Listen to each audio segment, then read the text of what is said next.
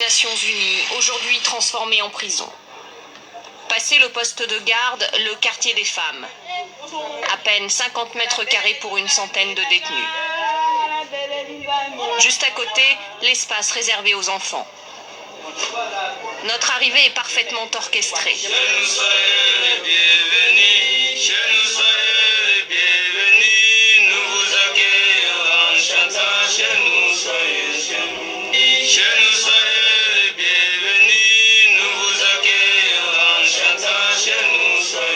Ils ont entre 12 et 17 ans, incarcérés depuis plusieurs mois sans procès.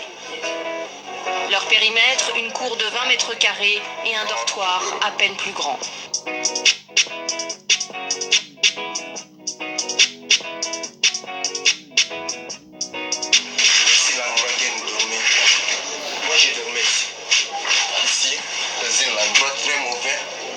Une cinquantaine de paillasses posées sur des planches de bois. Des couvertures infestées de punaises. Des enfants malades de dysenterie ou de paludisme laissés sans soins médicaux. Il y a peu, le quartier des enfants a été séparé de celui des hommes, trop dangereux. L'unique communication aujourd'hui, c'est cette petite ouverture, un passage souvent utilisé pour faire passer de la drogue. Bonjour les amis. Oui. Comment ça va? Ça va bien. Cet éducateur social est l'un des rares à leur rendre visite chaque semaine pour s'assurer qu'ils vont bien. Hein?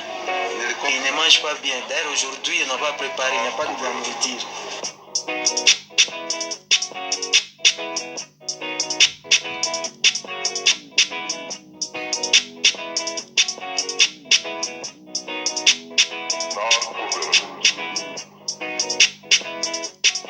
Les soins médicaux aussi posent problème. Il n'y a pas de soins. Il faut désinfecter les dortoirs. Il y a beaucoup de punaises. Ils croupissent derrière ces murs depuis plusieurs mois. Ils n'ont vu ni juge, ni avocat, ni famille. Bien souvent, c'est pour des petits délits, bien dérisoires, dans ce pays, l'un des plus corrompus au monde.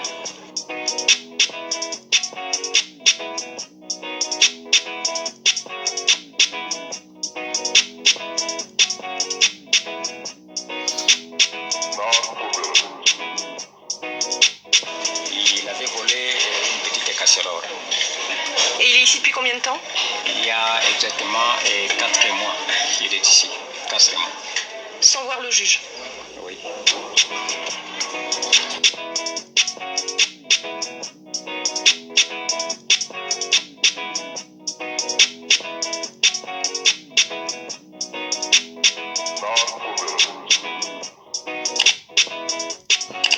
Bandeko na ngai bana nzambe,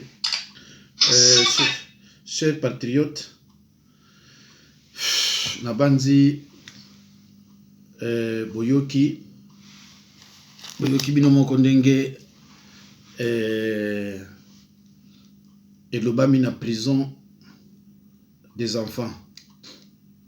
Il y a des enfants incarcérés plus de 4 mois sans voir les juges. Bazozwelo wa ulia te.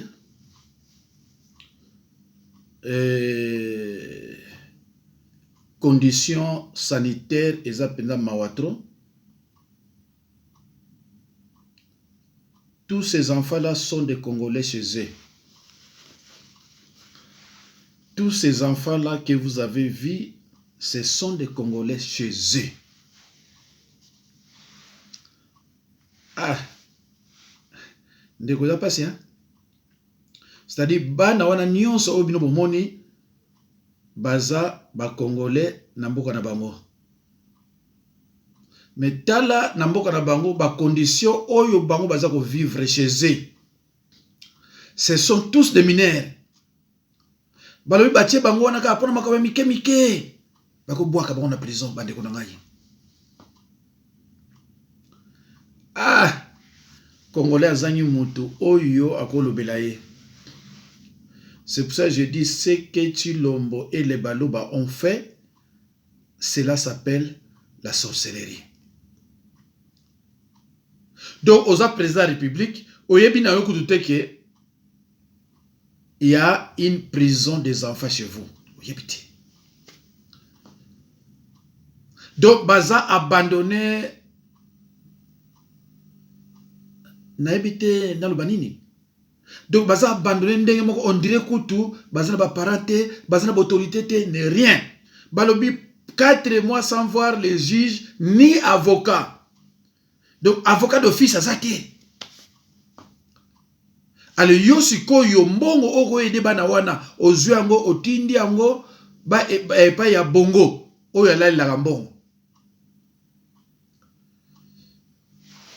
Vous savez, il y a une forme de corruption. Par exemple, quand on reçoit au Congo des rétro-commissions d'une affaire,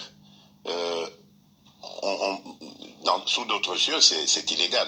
Mais au Congo, c'est légal.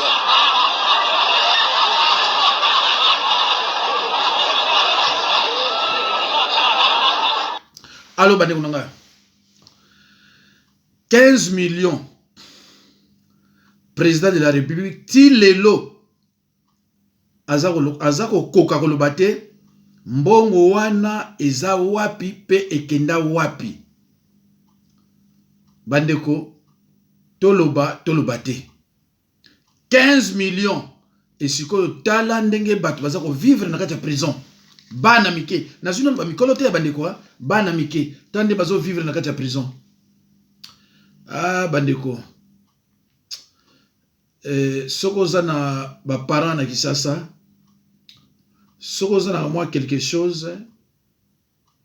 Ndeko tinda balia.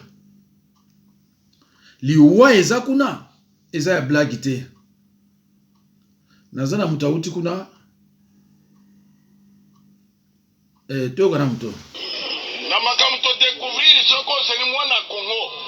To fandi kinya seko sa complice.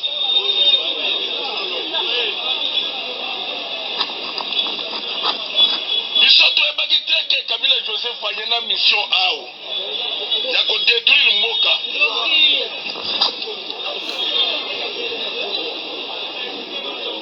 Les raves de la ye Tobeti Maboko. Libération. Nathan Kabila le père a Koufi. Zoka Tobagite que Joseph Faya qui n'a mission ya Bapaya. Bapaya pe ya nini te ya Afrique ya mwa mboka ya Mike Mikolo.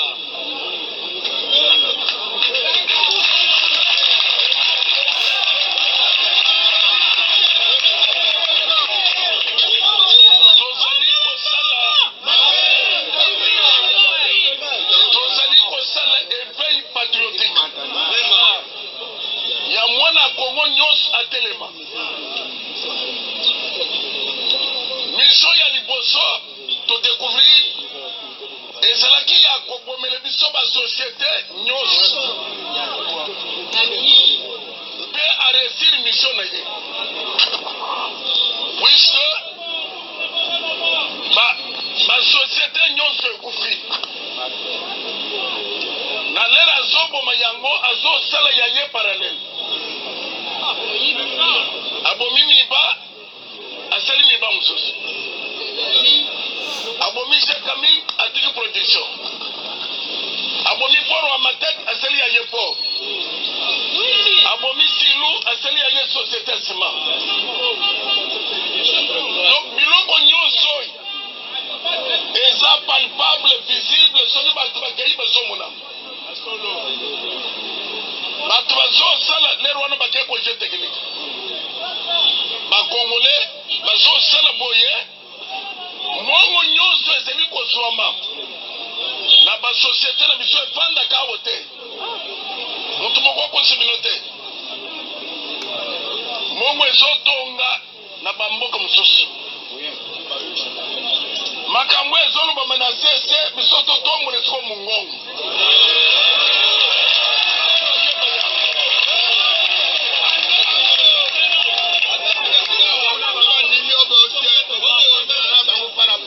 Bateki ba Congolais bateki ya mai, bateki ya nguba, bateki ya ba unité.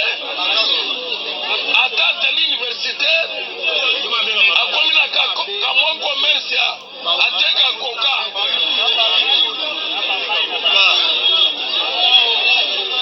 Tokoki jamais kokanga munoko.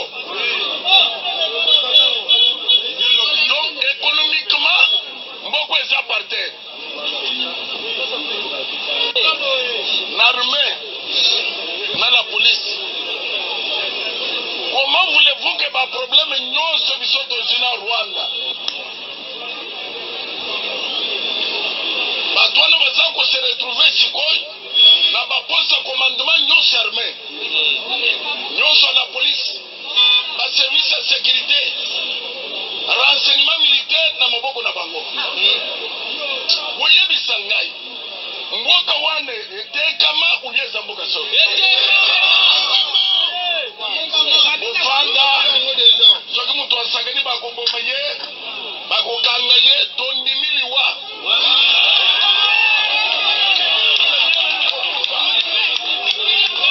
zoka alternance tobetelaki maboko tobeteki maboko apamba. Alors tokonstate que bazosala nyonso po ete mokonzi asala mosala malamu te aeshue balobake botala moto bolobaki ye éveil patriotique na mokuse ezali po ete mariage mcc kashufu ekufa.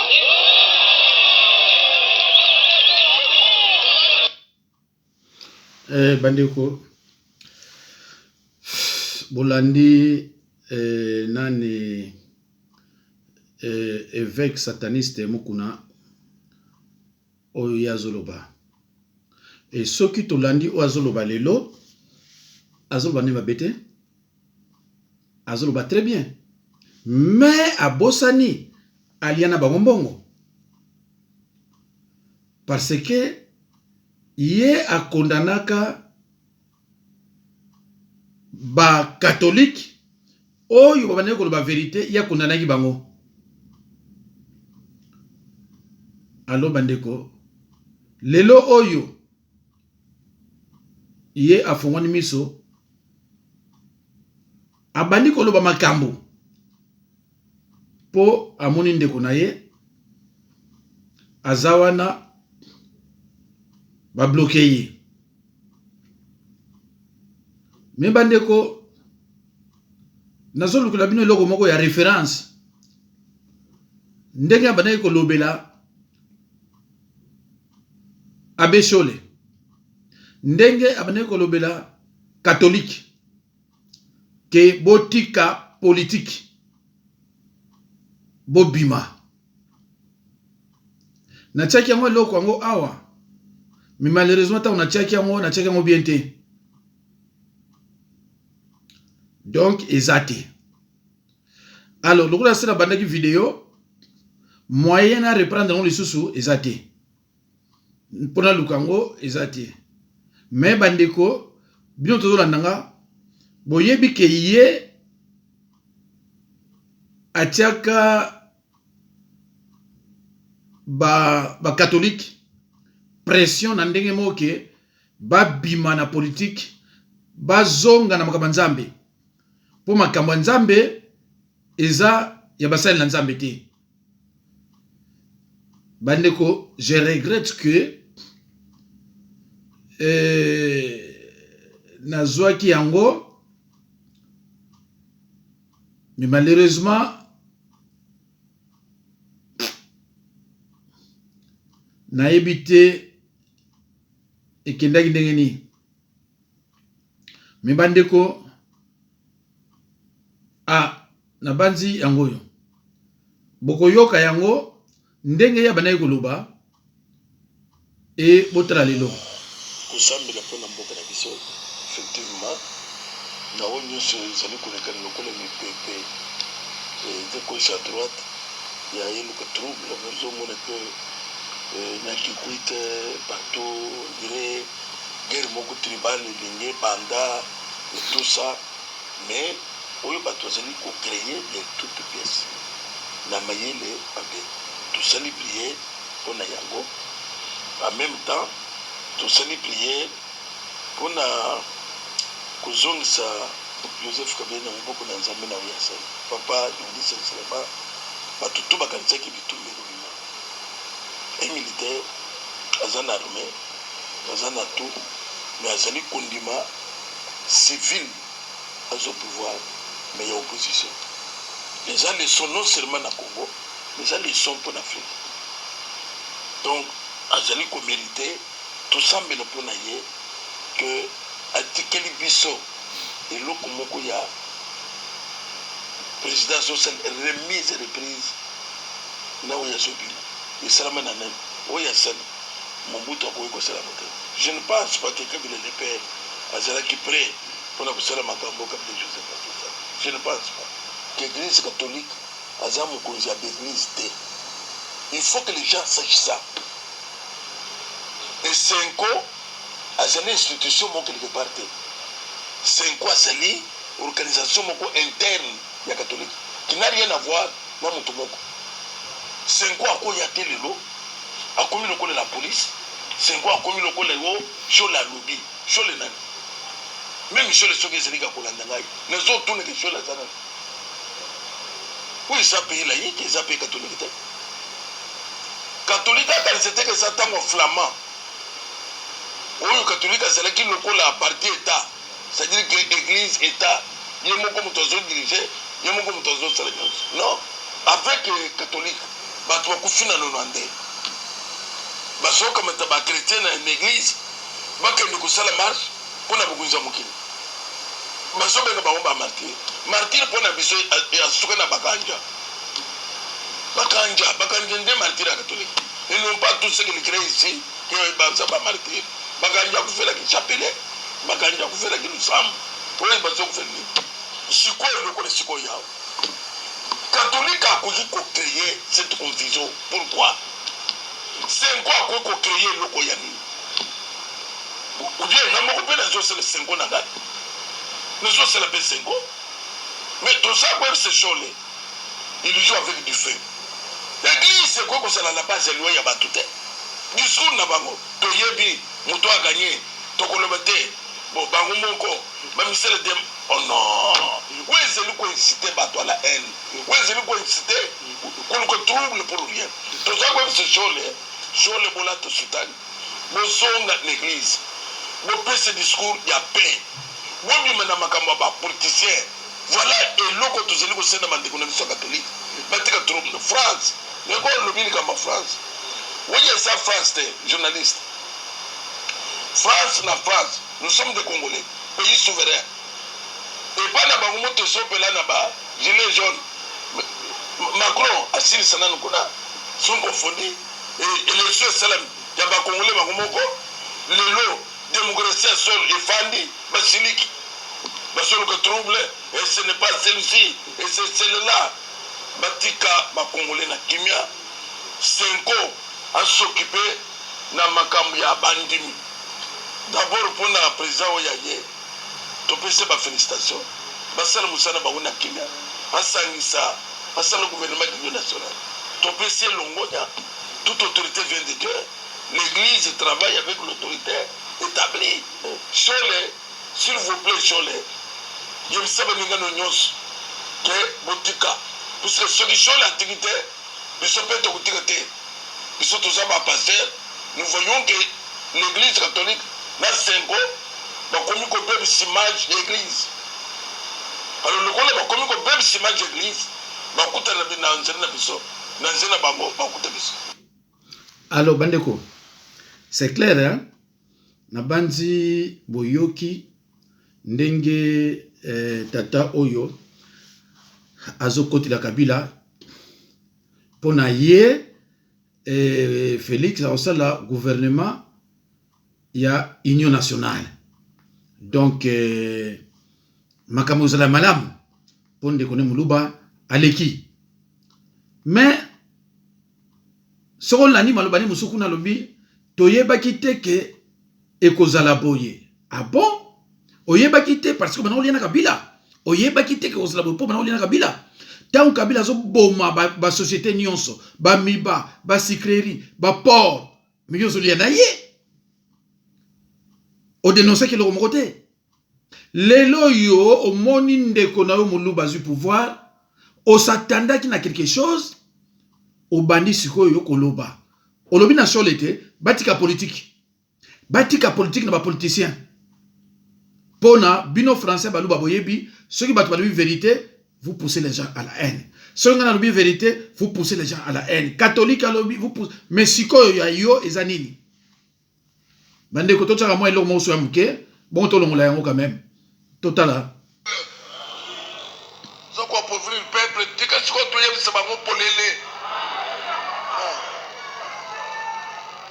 Nous sommes tous autres les biloko basari ya FCC kachi. Est-ce qu'il fallait salama? Et que ça la pone tini. Tout ça, kaka ko couvrir, kaka ko se protéger. Muto ko tana karo yote. Karo etikali ya biso. Donc bino pe bokota bo s'ajouter, ba musuba ko yate. Lokuta. Kare wa nezo bukana. Tokotalis eza la cash. Eza le FCC. Kimboke za bangute. Mboke za ya peuple ko congolais. Ya que na moment lokola woy gouvernement ko sala meseli ya FCC kachite mais gouvernement d'union nationale. Ya bana mboka nyonso. Bana mboka nyonso. Est-ce que mutu moko so comprendre? Est-ce que vous banga? Bolongo la kobanga. Des messages nana zopesa na peuple congolais. Bolongo la kobanga. L'heure de la vérité a sonné. Ce que ça peuple congolais et qu'on s'allie si mayaka songolo pas Dieu malheureux. Dieu malheureux.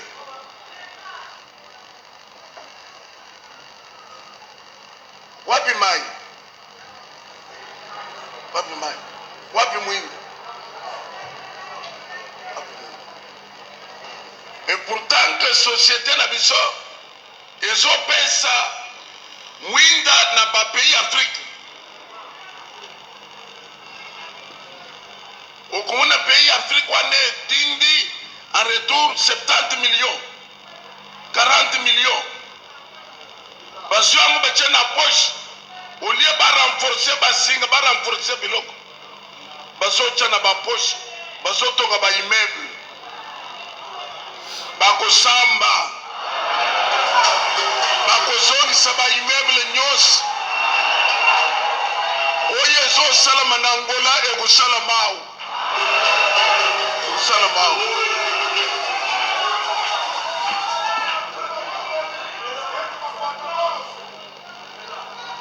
Est-ce que mutu moko akoloba mene? Obozomo na solo boy. Na kokai koloba ngo pamba te soki nzamba zakisima na yango te. C'est comme ça avec Martin Luther King, avec Desmond Tutu, même Simon Kimbangu. Alitaki puisque ba mindele bazali ko beta ba noir mingi. Comme on sait que bango passe. Il a levé le ton pour na koloba que non arrête. Alors awa pe Congolais sana boungu ya batu songolo. Les lobes à réduire le peuple congolais dans tout mois commerce amiqué. Tous les grands commerçants, tous les hommes d'affaires, basilisi bango nyonso batekele maboko pamba. Tout ça c'est na ba homme d'affaires terre. Bandeko na sepeli mingi ndinga zolo baboye. Na moni ke soki ba continuer et ko senga sikoyo ebeba entre bango na bango oyo basalaki ba alliance. Alors soki bango na bango ebebi ne pas ba vérité monsieur kobima parce que yé loko azolo bateke ayebite ke Tshilombo a gagné. Ayebi yango te ke Tshilombo ba nomai soit ayebi yango me kimuluba ezolo bisaye azoke ni mbango. Et jour bakolakisa ye ba vidéo botala ka bandeko nanga kawana balobakate hein kango balobakate ba fana ka kimia bazotala minoka boy babo se salaki jour sikoyo baloba bon bino bozolo baboye d'accord tozonga na sima tozongisala muto a gagné qui pouvoir ezaki Martin Fayulu siko bolobani bakola kisabino ba vidéo ndenge ti lomba bana ko fuka bana bana ko ndima bakola kisabino ngo un jour bolobani ki tribalisme c'est le comment ma beba de kunanga yi tala bana de bazo souffrir na prison bomoni bana de bazo souffrir mawa likamote tola. Bonjour à tous, ici Sandra Lokoko, votre sœur, votre fille. Je fais ce voice en français pour que tout le monde qui vit en Europe puisse comprendre. Et je le fais sous forme de vidéo aussi pour pouvoir vous passer des images. Je fais ce voice pour dire la vérité que certains d'entre vous ignorent sur les enjeux réels du concert de Fally. Je m'adresse avec tristesse, plus particulièrement à toute la jeunesse africaine qui ont pris des places pour ce concert. J'espère que vous écouterez et regarderez cet audio jusqu'à la fin, où vous pourriez sans doute prendre également conscience des enjeux de vos actes que je ne condamne pas. Car le peuple africain noir est connu pour son envie de faire la fête, même quand il faut pleurer et dire stop. Dans un premier temps, je parlerai des musiciens qui ne sont pas congolais de la RDC, mais qui disent non à des millions de dollars en solidarité du peuple bantou ou congolais, ce que Fally refuse de faire pour des miettes. Ensuite, je vous parlerai des vraies raisons qui ont poussé Fally à faire un rapprochement avec le docteur Denis Mukwege, et également de Fally et Addis Abeba, là où il a rencontré Louise Mushigwako, rwandaise, qui fait partie de la francophonie, alors que son pays est devenu anglophone. Également la stratégie mise en place par les Tutsis avec la fausse jeunesse congolaise au pays RDC. La stratégie des Tutsis avec la jeunesse congolaise en Europe et la jeunesse africaine. Comment notre peuple est tué et remplacé les autochtones congolais par des Tutsis nomades sans terre. Et pour finir, les photos que je vais mettre, il y en a une qui est ancienne de 1 mois avec le bâton dans le ventre de la fille. Ça date de il y a 1 mois. Et les photos les plus récentes de 2 jours, le 11 février 2020, pour vous montrer la continuité et l'extermination du peuple bantou congolais pour le remplacement par des Tutsis. Et toi, Fally, tu nous parles de concert. Que tu le veuilles ou pas, Fally, ton concert va être annulé. Rappelle-toi, n'oublie pas le passé, le Zénith, tu as chanté devant 45 personnes. Nous connaissons les vraies raisons, Fally, qui te poussent à vouloir absolument faire ce concert en France pour endormir la population congolaise de l'occupation rwandaise Tutsi, nomade sans terre, en complicité des multinationales et de la minorité congolaise traître et collabo que nous vivons depuis 20 ans. Là où des chanteurs étrangers ont dit non, comme Lucky Toubi, Afrique du Sud, qui a refusé de chanter pour Kagame.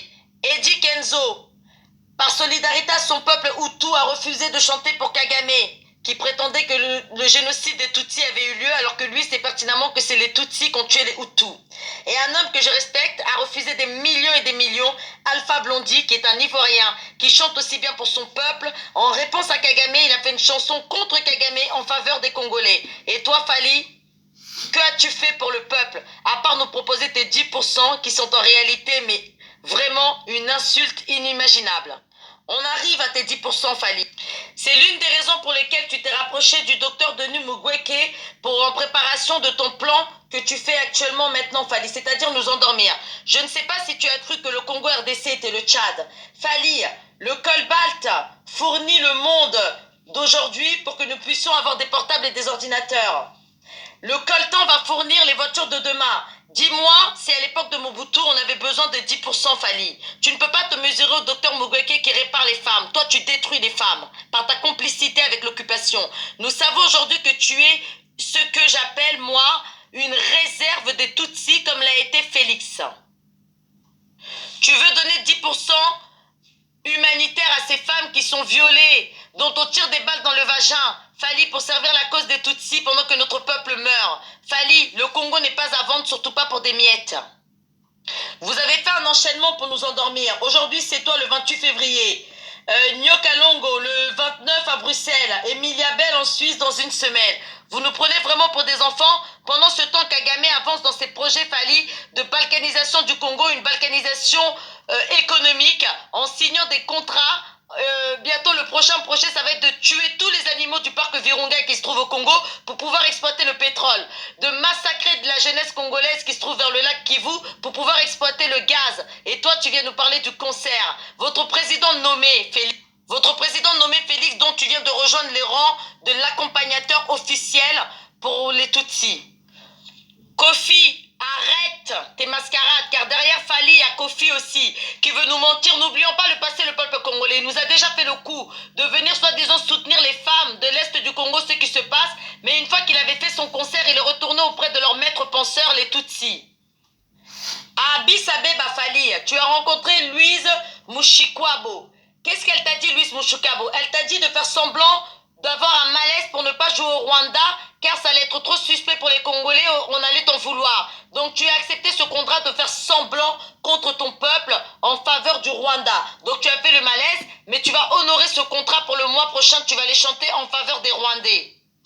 Tutsis qui sont des génocidaires et des assassins. C'est eux qui mettent de l'argent dans ton soi-disant association humanitaire. Cet argent, le peuple congolais ne le voit jamais. Et on n'en a pas besoin car il s'agit de l'argent du sang de notre peuple, l'argent de nos minerais. Nous savons la vérité, Fally, et tu sais que ce que j'ai dit est vrai. Sans les richesses du Congo, le Rwanda n'est rien. Alors toi, Fally, si tu ne connais pas l'histoire de ton pays et que tu nous as pris pour le Tchad ou pour le Rwanda il y a 20 ans ou 30 ans quand on leur donnait à manger, tu rêves. Si toi, le fils du pays, tu ne connais pas l'histoire de ton pays, alors c'est normal que tu ne connaisses pas la grandeur de ce pays. Fally, il n'est jamais trop tard pour retourner à l'école et apprendre. La vérité existe et nous la connaissons. Il n'y a pas de Tutsis congolais. Il n'y a que des massacreurs, des génocidaires, des violeurs, de pédophiles Tutsis vis-à-vis des Congolais. Inosbi, qui prétend soutenir Fally, en réalité il soutient l'occupation rwandaise car lui-même est un Tutsi. Inosbi fait 5 à 6 concerts au Rwanda. Les musiciens congolais sont tués, remplacés par des gens comme Inosbi. Les Miss congolaises sont écartées et la nomination se fait en faveur des Rwandais. Les créations de Kagame, dont Inosbi fait partie. Et si on le laisse lui chanter ici, c'est parce que nous savons que c'est un étranger. Il ne sera jamais un enfant du pays. Mais toi, le fils du pays, Fally, c'est une honte. La nouvelle Miss congolaise est une Rwandaise en réalité. Elle n'a pas été élue, elle a été nommée pour servir la cause, pour nous mettre dans la tête que nous avons des Tutsis rwandais. Non, nous n'avons pas de Tutsis, nous avons l'occupation rwandaise. Nous n'avons pas des visages de Ange Kagame. Donc toi, Fally, tu n'as pas entendu ça. Tu n'as pas entendu ton président Félix dire que les Rwandais étaient Congolais. Tu n'as pas vu que Inosbi, ses chansons sont écrites par des Congolais, mais ces Congolais sont écartés en faveur des Rwandais. Tu n'as pas vu cette Miss. Tu n'as pas non plus entendu que France TV5 Monde hier ou avant-hier a passé des images